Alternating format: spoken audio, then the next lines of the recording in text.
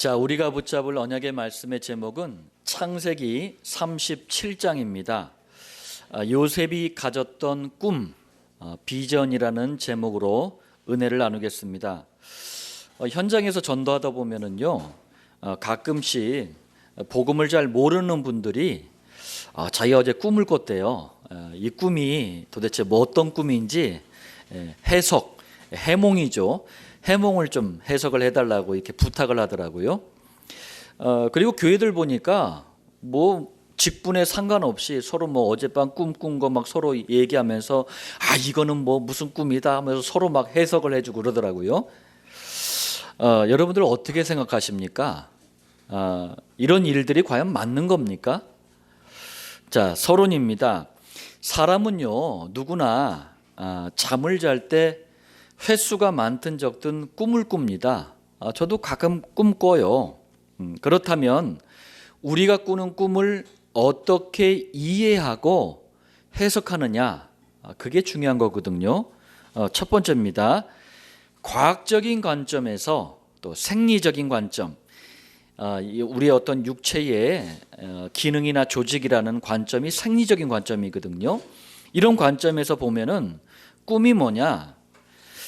하루 동안에 많은 일들이 있잖아요. 그게 이제 잠을 잘 때 뇌가 정리를 하고 처리를 합니다. 여러 가지 정보들을 정리하고 처리를 하는데 이때 어떤 영상이나 아니면은 소리를 듣게 되는 현상을 꿈이라고 그래요.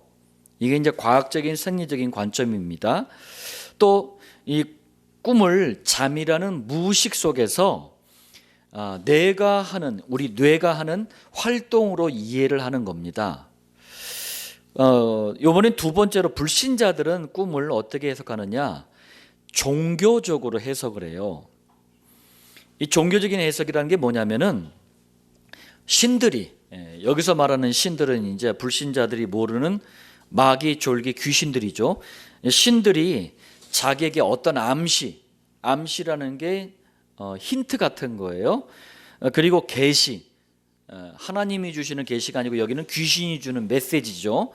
이런 암시나 계시를 꿈을 통해 준다는 거예요. 암시나 계시를. 자, 그래서 불신자들은 크게 세 가지로 종교적인 해석을 합니다. 첫 번째가 뭐냐면 길몽이에요. 길몽은 여러분들과는 아무 상관없는 얘기입니다. 불신자들 얘기예요. 꿈에 죽은 조상이 웃으면서 나타나, 불이 활활 타올라, 돼지가 막 돌아다녀, 복숭아를 따 등등등, 이러면은 돈, 재물, 성공, 출세 뭐 이런 좋은 일이 생긴다는 걸 길몽이라 그래요. 그래서 불신자들은 돼지 꿈을 꾸면은 로또 복권을 삽니다. 또 용꿈을 꾸잖아요. 그러면 대단히 좋은 일이 생길 거라는 기대를 갖습니다. 꿈 중에 최고의 꿈이 용꿈이라 그래요. 그러나 성경에서는 용을 사단 마귀로 비유를 합니다. 두 번째가 흉몽이에요. 흉몽은 꿈에서 자기 몸에 상처가 나거나 아니면 소중한 물건을 잃어버리거나, 귀신, 이건 불신자들이 만들어낸, 생각해낸 귀신이죠. 귀신이 나타나거나, 죽은 조상이 어두운 얼굴로 나타나거나 뭐 등등등, 이러면은 나쁜 일들이 생긴다라고 생각을 합니다. 자, 불신자들은요 흉몽을 꾸잖아요. 그러면 무당이나 점쟁이를 찾아가서 상담을 해요. 아니면 구슬합니다. 또 아니면 부적을 쓰기도 합니다. 그리고 한 주 내내 이 꿈 때문에 안 좋은 일이 일어날 수 있다는 공포와 불안 속에서 살아갑니다. 제가 전도 현장에서 보니까 사단 마귀 이 졸개들인 귀신들이 꿈을 이용하더라고요. 꿈을 이용해서 여러 가지 현상들을 막 보여주면서 불신자들을 조종하기도 하고 악몽이나 가위 눌림에 시달리게도 만들기도 하더라고요. 자, 세 번째가 개꿈이에요. 개꿈은 뭐냐면 뭐 좋은 일이든 나쁜 일이든 아무 일도 일어나지 않는다라는 의미에서 개꿈이라고 얘기합니다. 그럼 이제 세 번째, 교회 안을 좀 들여다보겠습니다.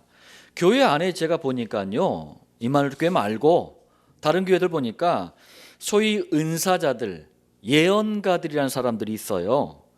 이 사람들에 의해서 신비주의적인 해석이 이루어집니다. 이게 무슨 얘기냐면 이 소위 은사자들, 예언가들이 마치 신령한 사람들인 것처럼 행세를 해요. 그러면서 꿈을 아주 그럴듯하게 해석을 합니다. 그런데 희한한 것은요, 이 사람들이 성경을 늘 포장을 해가지고 해석을 해주거든요. 근데 해석한 내용을 보면은 불신자들의 그 종교적인 해석하고 똑같은 거 있죠. 하나님만, 귀신하고 하나님만 바뀐 거야. 똑같아.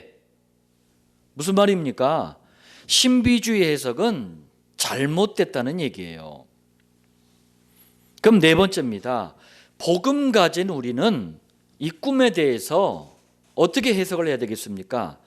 가장 성경적인 복음적인 해석을 하면 됩니다.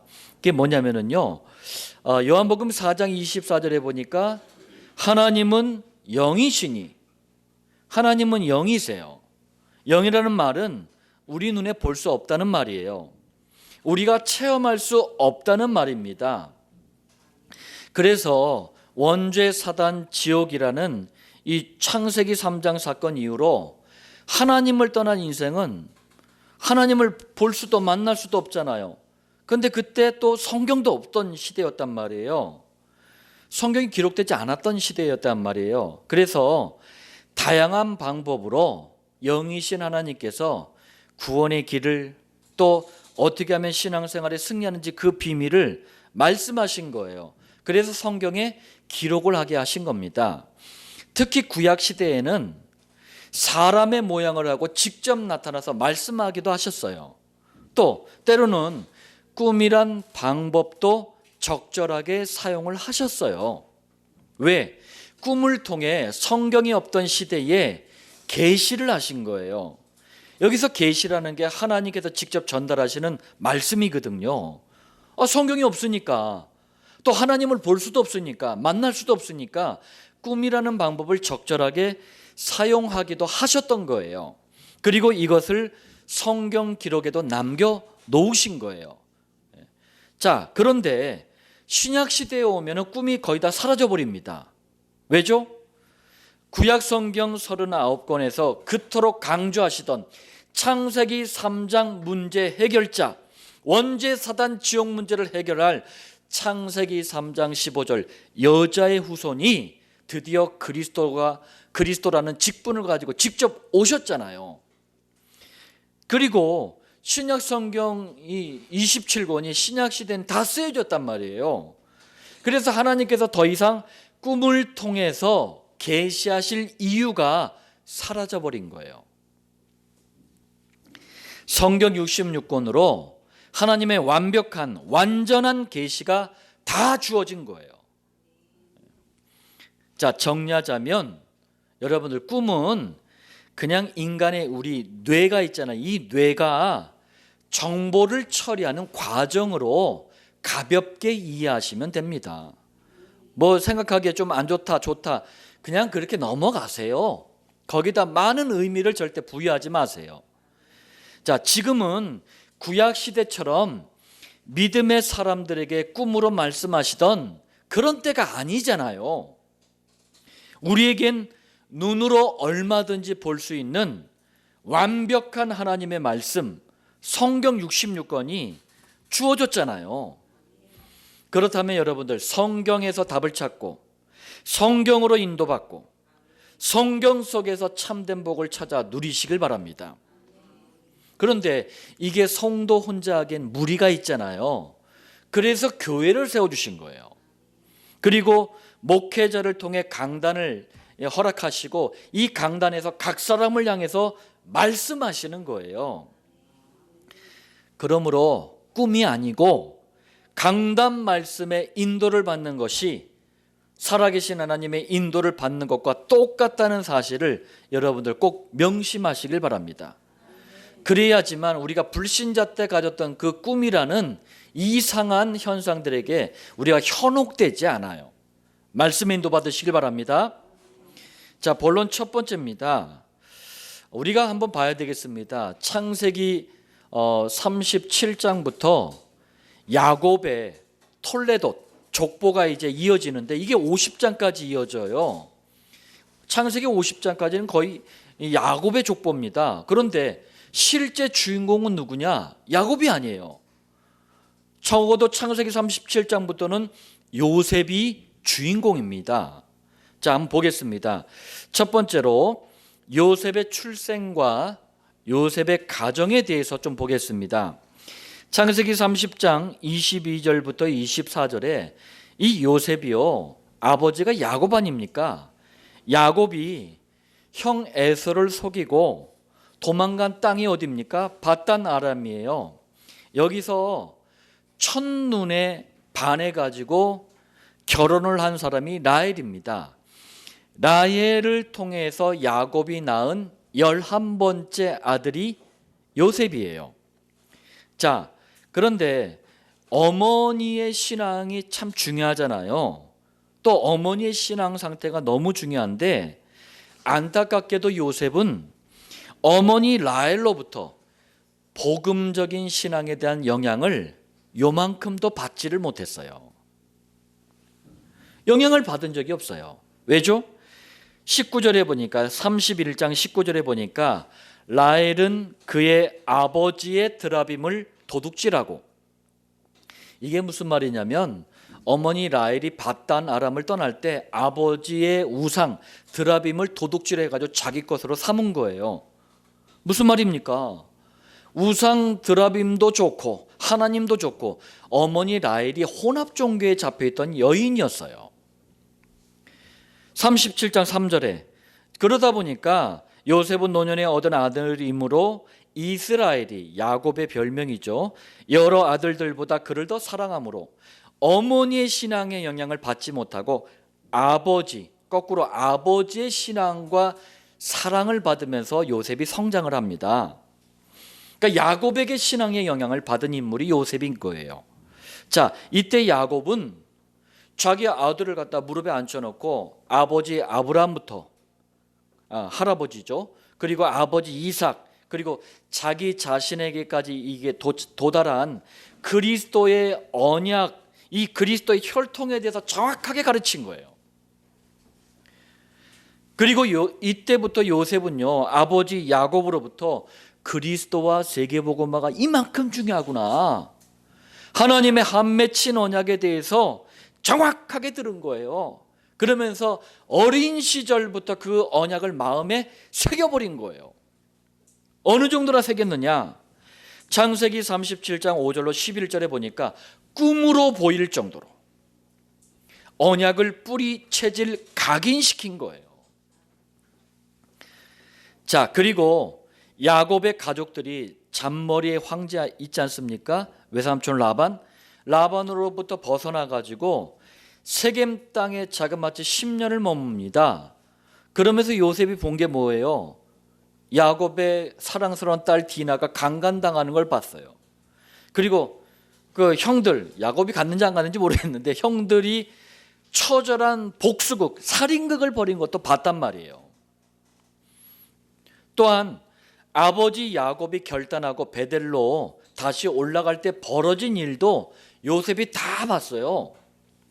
35장 1절로 4절에 야곱이 베델로 가려고 가족과 함께한 사람들에게 말하잖아요. 우상 버려라, 그리고 정결하게 해라, 의복을 바꿔 입어라. 그러면서 우상들, 가정 안에 있던 우상들을 싹 다 걷어가지고 세겜 땅 아래 그 흙에다가 묻어버립니다. 그리고 35장 5절, 그들이 떠났으나 하나님이 그 사명고울들로 크게 두려워하게 하셨으므로 야곱의 아들들을 추격하는 자가 없었더라. 밧단 아람에서 자그마치 20년, 세겜 땅에 와가지고는 10년 허송세월한 거예요. 그냥 세월을 헛되게 보낸 거예요. 자, 그러다가 드디어 30년 만에 베델로 향하는데, 아니 베델이 도대체 뭐길래 하나님이 너무나 완벽하게 인도하시고 역사하시고 보호하신 거예요. 이걸 요셉이 싹 다 본 거예요. 여러분들, 우리 후대들이 복음 가진 부모의 신앙을 보는 게 이렇게 중요한 거예요. 조금 안 좋은 영향이 있더라도 복음 가진 한 사람의 영향을 보면은요, 그게 다 영향이 가는 거예요. 자, 35장 16절로 20절에 보니까 야곱 가정의 막내 아들 있잖아요. 그게 베냐민 아닙니까? 베냐민을 낳으면서 어머니 라헬이 숨을 거둡니다. 그런데 라헬은 야곱의 사랑을 독차지했잖아요. 그런데 가장 중요한 게 이게 아니에요. 산자의 어머니 전용 무덤이 있잖아요. 그게 헤브론에 있는 막벨라 굴입니다. 여기에 장사되지를 못해요. 그냥 베들레헴 가는 길에 묻어버립니다. 보통 아들들에게 가장 중요한 영향을 주는 대상은 누가 뭐래도 어머니예요. 그런데 신앙에 대한 좋은 영향을 주지를 못했어. 그리고 드라빔이라는 우상도 섬겨. 하여튼 엄청난 육신 싸움해요. 시샘하면서. 이런 어머니 라헬 밑에서 요셉이 계속 큰다고 생각을 해보세요. 그러니까 하나님이 세계 복음화해야 될 요셉을 위해서 어머니 라헬을 빨리 데려갑니다. 자, 이런 걸 싹 다 보고 경험한 게 요셉이에요. 두 번째입니다. 이런 요셉은요, 그리스도와 세계 복음화를 향해서 엄청난 헌신을 드리게 됩니다. 참 이게 중요해요. 환경이 아무리 나빠도 거기서 제대로 된 걸 깨닫고 제대로 된 헌신을 드리면 되는 거예요. 핑계댈 이유가 없어요. 요셉은 당시에 유일하게 그리스도의 복음의 비밀을 가진 야곱의 12아들이 12지파를 이루고 이게 장차 이스라엘 민족을 이루는데 가장 크게 공로를 끼친 인물이 바로 요셉이에요. 이게 무슨 말이냐면은 요셉이 복음으로 애굽의 바로 왕을 살리잖아요. 그러면서 애굽의 총리가 됩니다. 그러니까 이제 아버지 야곱 가족을 불러들인 거예요. 70명 가족을 초청을 해가지고 이민을 오게 한 거예요. 그런데 이게 430년 후에는 200만 명이 넘는 이스라엘 민족을 이루게 돼요. 이 이스라엘 민족은요, 그리스도가 오실 땅 가나안을 정복하게 됩니다. 그리스도가 오실 준비를 하게 되는 이스라엘 민족을 이루는 데 있어서 그 출발 시작이 바로 요셉이라는 얘기예요. 그리고 그리스도와 세계 복음화를 위한 요셉의 헌신은요, 엄청난 축복으로 또 연결이 됩니다. 장자가 누굽니까? 맏아들 아닙니까? 장남. 장자에게는요, 다른 아들보다 땅이나 재물을 2배를 더 주는 축복이 있어요. 이걸 장자권이라고 합니다. 요셉은 장자가 아니에요. 11번째 아들이란 말이에요. 그런데 장자권의 축복을 받아버려요. 자, 이게 또 무슨 말이냐면은 창세기 49장 앞으로 이제 보게 될 텐데, 야곱이 이제 죽음을 앞두고 12아들을 축복을 합니다. 그런데 야곱의 분명 손자예요. 이 친아들 12명의 아들이 아니고 손자고, 요셉의 아들들인 에브라임과 므낫세를 손자인데 12지파의 반열, 12아들의 반열에 똑같이 세워놔 버려요. 이건 있을 수 없는 파격적인 일이에요. 근데 야곱의 기도대로 실제로 훗날 이스라엘이 12지파를 세울 때 레위 지파는 영적인 부분을 담당하는 너무 중요한 지파이기 때문에 따로 빼냅니다. 그 11지파죠. 거기서 또 요셉도 또 빼내요. 그 10지파란 말이에요. 여기에 야곱의 손자 요셉의 아들들인 에브라임과 므낫세를 집어넣어줘요. 그래서 12지파가 되는 겁니다. 장자권의 축복을 받은 거예요. 여러분, 그리스도와 세계 복음화를 위한 헌신은 이만큼 중요한 축복으로 연결이 되는 겁니다. 7천 목장에 헌신하는 모든 성도들이 이 축복을 누리길 예수님 이름으로 축원드립니다. 자, 본론 두 번째예요. 그럼 요셉이 가졌던 꿈 도대체 뭔지 한번 좀 보겠습니다. 창세기 37장 5절로 11절에 여러분들, 요셉의 꿈은 그냥 잠자다가 그냥 뭐 어떻게 하다가 단순히 꾼 꿈이 아니에요. 서론에 얘기했던 그런 꿈이 아닙니다. 좀 더 정확하게 표현하면 이거는 비전이에요. 비전. 그 영어로 비전이 무슨 뜻이냐면은 지금 일어난 일이 아닙니다. 미래에 일어날 일들이에요. 미래에 일어날 일들을 마치 내 눈앞에서 이렇게 딱 보듯이 끌어당겨서 보는 걸 비전이라 그래요. 다시 말하자면은 복음의 말씀 우리가 매 주간마다 봤잖아요. 복음의 말씀을 통해서 하나님께서 미래에 하실 일들을 끌어당겨다가 내 눈앞에서 펼쳐서 보는 거예요. 이걸 비전이라 그래요. 우리가 7천 목장의 비전이라고 하잖아요. 그래서 그 비전이란 단어를 쓰는 거예요. 그렇다면 여러분들, 말씀의 인도를 받는 게 너무 중요한 거예요. 왜? 말씀의 인도 속에 꿈, 비전이 구체화되는 거예요.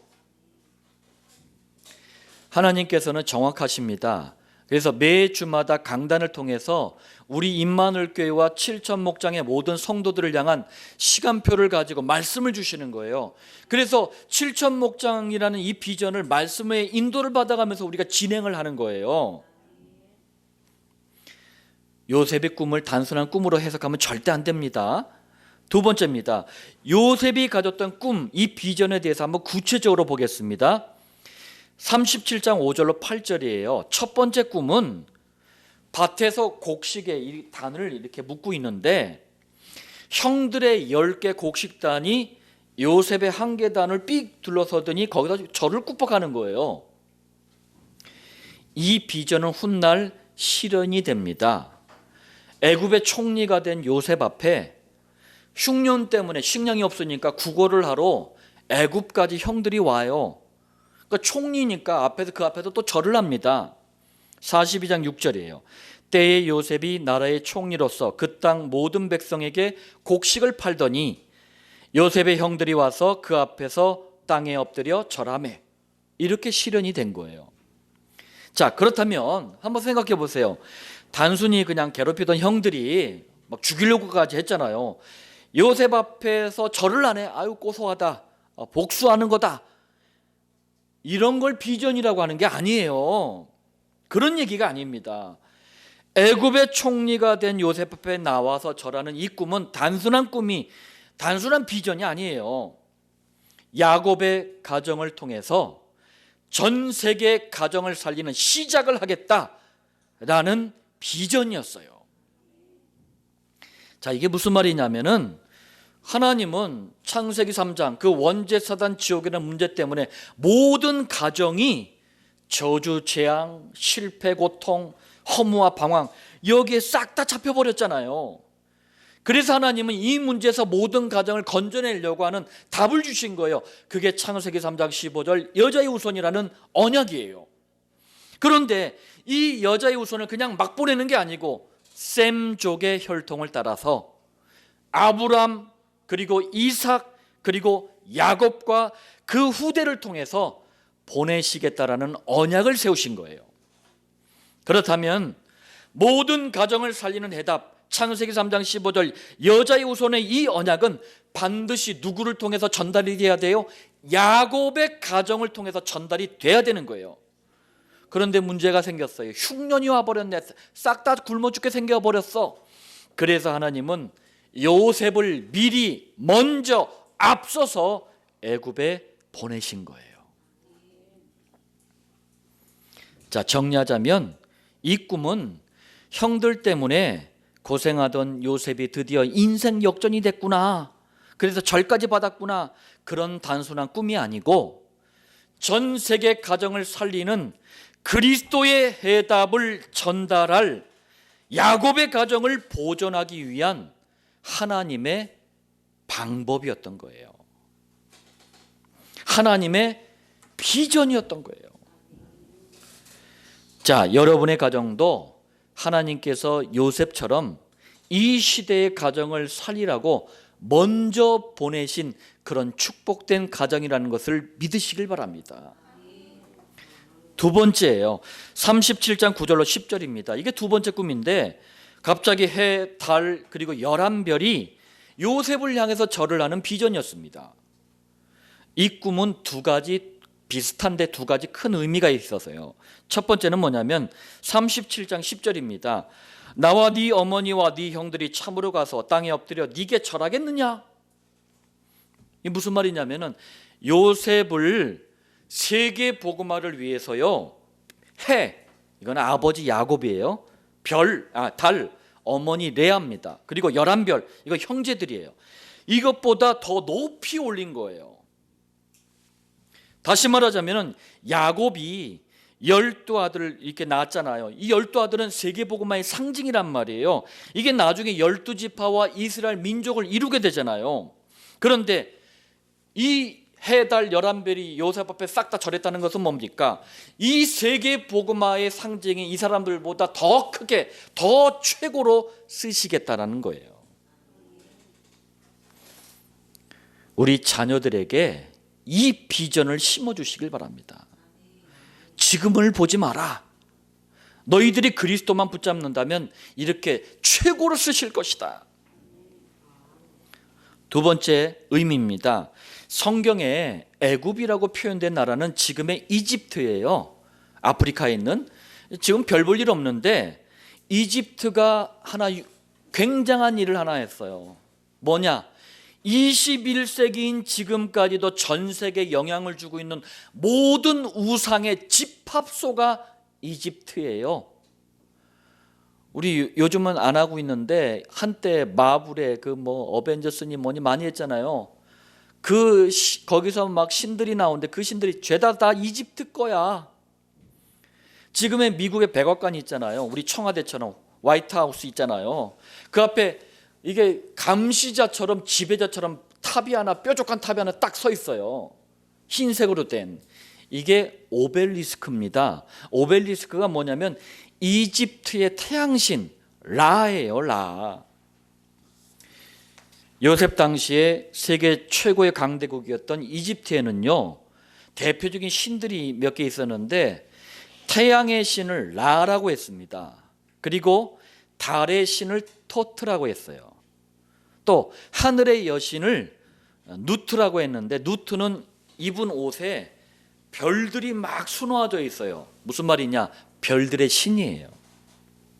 그러면은 한번 생각해 보세요. 해와 달과 별들이 절했다는 것은 무슨 얘기입니까? 지금처럼 당대 최고의 강대국 이집트, 애굽의 모든 우상을 이게 다 절했다는 건 요셉한테 복음 가진 요셉한테 절했다는 건 뭡니까? 복음으로 무너뜨렸다는 얘기예요. 애굽 복음화를 완성한다는 의미예요. 당시에는 애굽 복음화가 세계 복음화인 거예요. 지금은 미국 복음화가 세계 복음화인 거예요. 지금은 중국 복음화, 러시아 복음화가 세계 복음화인 거예요. 의미를 아시길 바랍니다. 임마누엘 교회에 주신 7천 목장의 비전도 요셉에게 주셨던 그 꿈과 비전하고 똑같은 거예요. 자, 본론 세 번째입니다. 창세기 37장의 마지막 부분은 별로 안 좋게 끝을 맺어요. 야곱의 온갖 사랑을 독차지했던 이 요셉이 애굽의 노예로 팔려가면서 끝이 납니다. 그렇다면 아니 요셉은 왜 애굽의 노예로 팔려가야 합니까? 도대체 이유가 뭡니까? 자, 첫 번째입니다. 이유 중에는요, 배다른 10명의 형들의 시기 질투도 있었어요. 37장 2절에 그가 그들의 잘못을 아버지에게 말하더라. 요셉이 형들의 잘못을요, 아버지 야곱에게 자꾸 얄밉게 고자질을 해. 저도 이제 우리 세화가 어렸을 때 고자질을 한번 하더라고. 제가 그래서 뭐라 그랬어요? 그렇게 하는 게 아니다. 그다음부터 안 하더라고. 여러분들 아이들이 이렇게 어렸을 때 못 모르고 막 이렇게 막 고자질 하잖아요. 그거 잘했다 계속 알려줘 이러면 안 돼요. 그건 복음적인 마인드가 아닙니다. 저도 어렸을 때 초등학교 다닐 때 반 아이 중에 하나가 그렇게 고자질을 잘해. 선생님은 좋아하더라고. 막 정보를 막 얻으니까. 한번 제가 선생님한테 대통 맞았어요. 그래서 왜 이상한 짓 했는데 고자질했거든. 그 녀석 아주 그냥 막 때리고 싶더라고. 얼마나 얄밉겠어요. 자, 그런데 아버지 야곱도 한 몫을 했어. 다른 아들들이 이렇게 딱 볼 때 너무 티나게 이 요셉을 사랑을 한 거야. 37장 3절입니다. 이스라엘이, 야곱의 새로운 이름이죠, 여러 아들들보다 그를 더 사랑함으로 그를 위하여 채색 옷을 지었더니, 색상도 화려하고 막 그냥 비싼 이 옷을 요셉에게만 입혀준 거야. 이걸 보고 이제 형들은 이 속이 부글부글 끓어오르는 거예요. 야곱도 너무했어. 이렇게 형들의 마음이 요셉에 대한 이 미움으로 부글부글 이게 비읍기역 하는데 37장 5절로 11절에 요셉이 여기에 꿈 얘기를 해버리네. 형들의 불타는 마음에 기름을 부어버린 거예요. 결국 형들은요, 요셉을 죽이려고까지 시도하다가 실패하니까 애굽의 노예로 팔아버립니다. 이게 첫 번째 이유예요. 이런 거 말고 이제 두 번째, 이번에는 여호와께서, 그러면 여호와께서 요셉에게 이런 일을 당하도록 허락하신 진짜 이유가 뭔지 한번 보겠습니다. 제 말을 주의하시길 바랍니다. 이런 일을 당하도록 허락하신 진짜 이유. 자, 첫 번째입니다. 창세기 15장 9절로 17절에 이제 좀 더 먼 얘기예요. 여호와께서 아브라함에게 후대들이 430년 동안 저기 딴 나라에 가서 노예로 살다가 가나안 땅으로 다시 돌아올 거야 라는 언약을 줘요. 이게 뭡니까? 횃불 언약이에요. 그때 왜 짐승을 다 쪼개야 되는데 비둘기는 작다고 안 쪼갰잖아요. 그리스도의 언약을 가볍게 생각했잖아요. 그때 받은 언약이 이 횃불 언약입니다. 그리고 200년 후에 횃불 언약이 시작이 돼요. 드디어 성취가 시작되는데 요셉이 애굽의 노예가 되면서 이게 시작이 되는 거예요.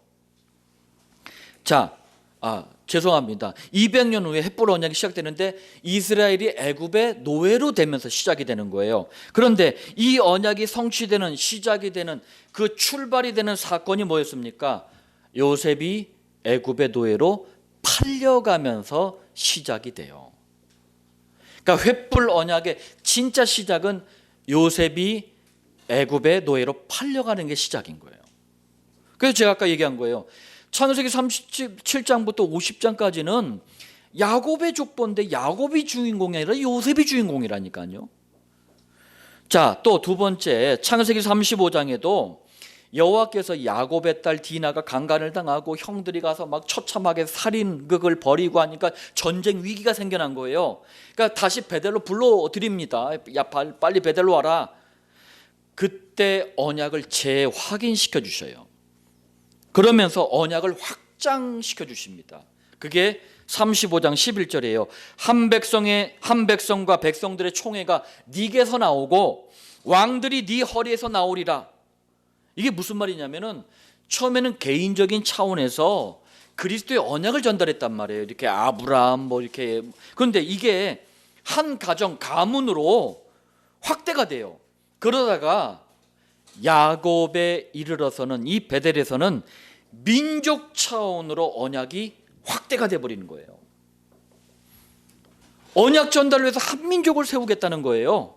이게 베델 언약이에요. 이 언약을 통해서 이루어진 민족이 이스라엘 민족이에요.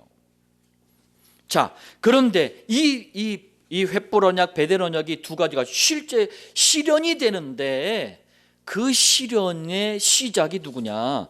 그게 요셉이라는 얘기예요.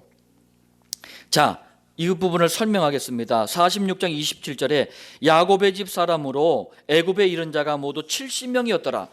처음엔 요셉이 먼저 애굽의 노예로 팔려왔잖아요.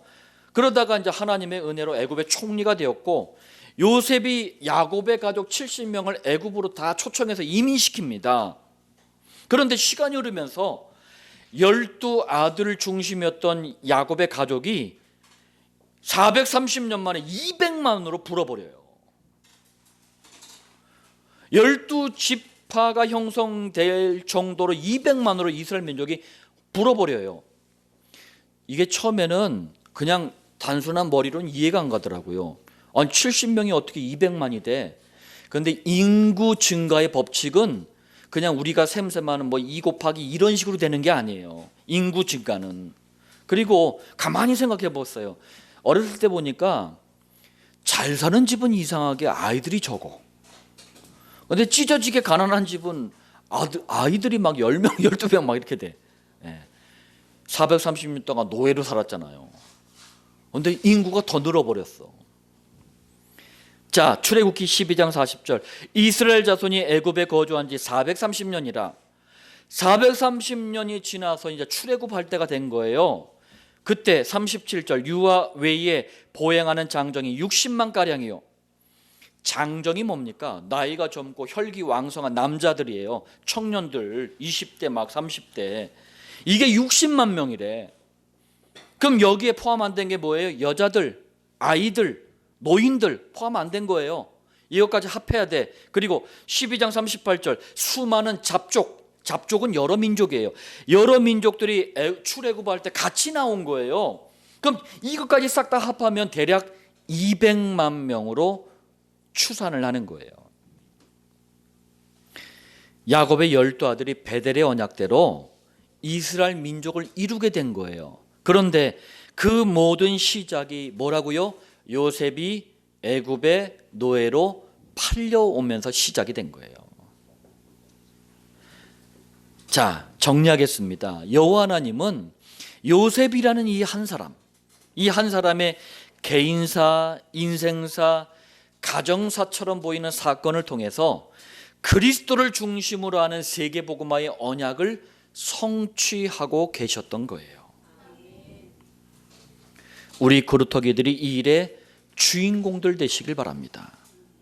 정말 별 볼 일 없는 것 같은데, 문제도 많고 환경도 안 좋은 것 같은데, 하나님께서 야금야금 하나하나 한 사람 한 사람 우리 한 그루터기를 통해서 세계복음화의 언약을 성취해 가시는 그런 주인공들, 정말 기도하시길 바랍니다. 우리에게도 7천 목장의 언약을 주신 하나님께서 반드시 합력하여 언약을 성취하실 것입니다. 자, 결론입니다. 예수님을 그리스도로 고백하는 임마누엘 교회 모든 성도는 이 꿈을 반드시, 이 비전을 반드시 가지시길 바랍니다. 가지라는 얘기는 기도하라는 얘기예요. 첫 번째입니다. 7천 목장을 통해 4가지 비전을 이루어야 되겠습니다. 자, 굉장한 실력, 전문성을 가졌는데 영적인 문제를 몰라요. 그래서 전문인들이 신음하고 있습니다. 살려야 돼요. 전문인 선교.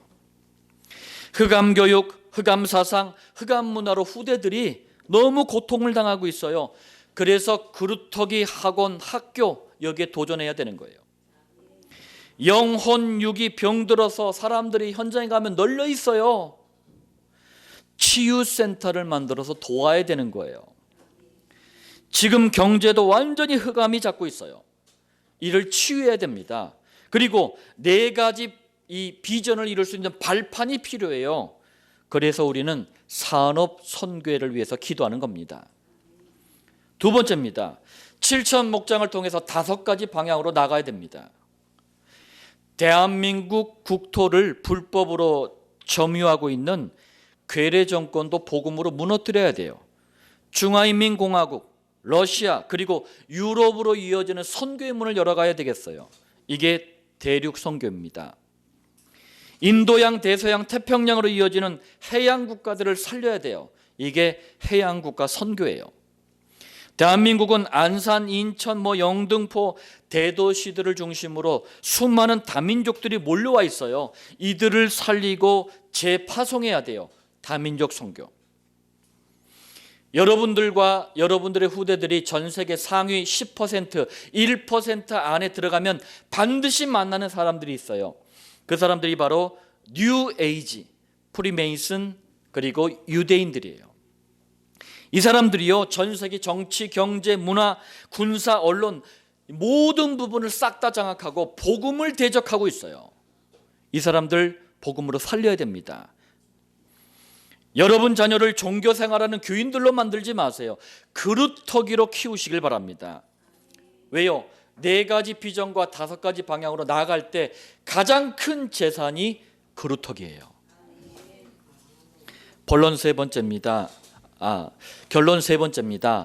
임마누엘 교회 모든 성도는요, 이 꿈을 이루기 위해서 우리가 지금부터 막 그냥 박사학위 따고 그런 게 아닙니다. 3가지에 집중하는 거예요. 첫 번째, 우리는 연약합니다. 무능해요. 부족합니다. 7천 목장 감히 바라볼 수 없을 만큼 연약합니다.